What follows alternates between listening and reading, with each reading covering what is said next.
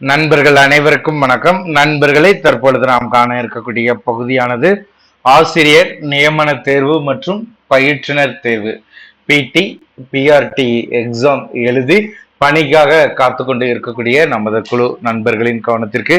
So இன்றைய வீடியோல இந்த தேர்வு எழுதிய ஆசிரியர்களுக்கு நம்ம கொடுக்கக்கூடிய தகவலானது 2 மெத்தடு உங்களுக்கு சொல்ல போறோம். 2 வினாக்களுக்கான தீர்வு உங்களுக்கு ஏன்னா நமது குழுவில் பயணிக்கக்கூடிய ஆசிரியர்கள் தொடர்ச்சியாக எழுப்பக்கூடிய வினாக்கள் பாத்தீங்கன்னா இந்த தேர்விற்கான ரிசல்ட் எப்பொழுது வெளியாகும், ஸோ 2வது இதற்கான கட் ஆஃப் எவ்வளவு இருக்கோ, 3வது காலி பணியிடங்களுடைய எண்ணிக்கை அதிகரிக்கப்படுமா என்பதுதான் எல்லோருடைய கேள்விக்குறியாகவும் எதிர்பார்ப்பாகவும் இருக்கக்கூடியது. தொடர்ச்சியாக நமது குழு ஆசிரியர்களும் இந்த சந்தேகத்துலதான் நாள்தோறும் உங்களுடைய சந்தேகத்தை கேட்டுட்டு இருக்கிறீங்க.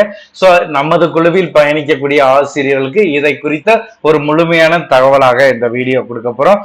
ஆசிரியர்கள் பயன்படுத்தி கொள்ளலாம். முதல்ல தேர்வுக்கான ரிசல்ட்னு சொல்லும்போது கிட்டத்தட்ட அனைத்து ப்ராசஸுமே டிஆர்பியின் சார்பாக உங்களுக்கு முடிக்கப்பட்டு தேர்வு ரிசல்ட் வெளியிடுவதற்கான அனைத்து ஏற்பாடுகளுமே செய்யப்பட்டு தயாரான நிலையில இருக்குது.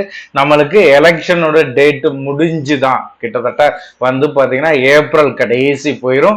அப்படி இல்லாத பட்சத்துல மே 1st வீக் உங்களுக்கு தேர்விற்கான ரிசல்ட் இருக்குங்கிறதா துறை ரீதியாக கிடைக்கக்கூடிய தகவல். ஸோ அப்பதான் உங்களுக்கு கிடைக்கும். ஏன்னா உங்களுக்கு வருகின்ற கல்வி ஆண்டு ஜூன்ல பாத்தீங்கன்னா நீங்க என்ன செய்யணும், பணிக்கு செல்ல வேண்டும் என்பதுதான் பாத்தீங்கன்னா டிஆர்பிக்கு கொடுக்கப்பட்டுள்ள தகவல். அது மட்டும் இல்லாம நம்மளுக்கு பாத்தீங்கன்னா கொடுத்திருக்கக்கூடிய ஜீவோ, பள்ளி கல்வித்துறையின் சார்பாக கொடுத்திருக்கக்கூடிய ஜீவோவானது பாத்தீங்கன்னா தேவைப்படக்கூடிய பட்டதாரி ஆசிரியர்களை தேர்வு செய்து என்ன செய்யணும், மார்ச் 31க்குள்ள தேர்வு செஞ்சு முடிச்சிடணும்.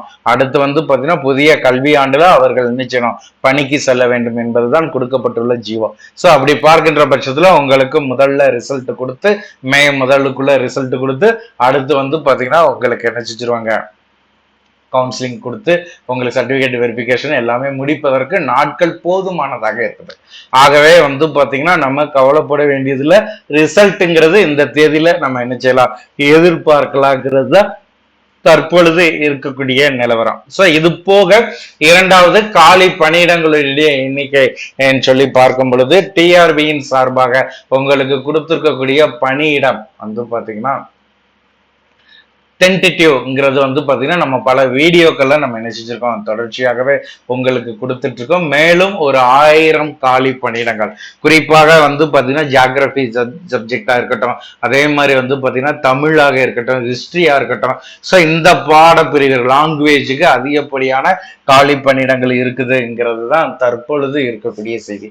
ஆகவே கிட்டத்தட்ட ஒரு 1000 காலி பணியிடங்கள் எண்ணிக்கை அதிகரிக்கும். அதுல இந்த மேஜருக்கு ஒரு குறிப்பிடத்தக்க வேக்கன்சி இருக்குங்கிறது தான் துறை ரீதியாக நம்மளுக்கு கிடைத்திருக்கக்கூடிய தகவல். அதனால பாத்தீங்கன்னா நம்மளுக்கு காலி பணியிடங்கள் 100% உயர்வதற்கான வாய்ப்புகள் அதிகபட்சமா இருக்குது.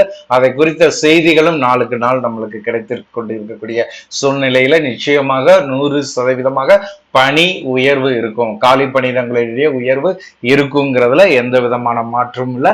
அப்ப கட் ஆஃப் சொல்லி பார்க்கும் பொழுது இந்த பணியிடங்கள் அதிகரிக்கும் பொழுது இனியும் கட் ஆஃப் குறையும்ங்கிறது தான் வாய்ப்பு. ஸோ உங்களுக்கு பாடல்ல இருக்கக்கூடிய ஆசிரியர்கள் பணிக்கு செல்வதற்கான வாய்ப்புகள் அதிகபட்சமாக இருக்குங்கிறது குறிப்பிட்ட சப்ஜெக்ட்ல, நான் சொல்லக்கூடிய சப்ஜெக்ட்ல இருக்கும். ஆகவே நீங்க வேற எதையுமே ஒரி பண்ணிக்கிற வேண்டியதுல நம்மளுக்கு கொடுக்கப்பட்டுள்ள பாடத்திட்டம், நம்மளுக்கு கொடுக்கப்பட்டுள்ள வினாக்களை அடிப்படையாக கொண்டு நம்ம தேர்வை எழுதி முடிச்சாச்சு. அப்ஜெக்ஷன் நம்ம கொடுத்து எல்லா ப்ராசஸும் நம்மளுக்கு முடிச்சாச்சு. இனிமே ரிசல்ட் வர்றதான் நம்மளுடைய வேலைன்னு சொல்லி பாத்தீங்கன்னா ப்ரேயர் பண்ணிக்கிறத தவிர வேற ஒன்றும் கிடையாது. தொடர்ச்சியாக நல்ல மனநிலையோட இறைவனை பாத்தீங்கன்னா பிரார்த்திப்பது மட்டும்தான் நம்மளுடைய பணி. ஸோ மீது எல்லாமே பாத்தீங்கன்னா இனி நடக்கக்கூடிய ப்ராசஸ் படி ஆட்டோமேட்டிக்கா நம்மளுக்கு கிடைக்கக்கூடியது கிடைக்கும்.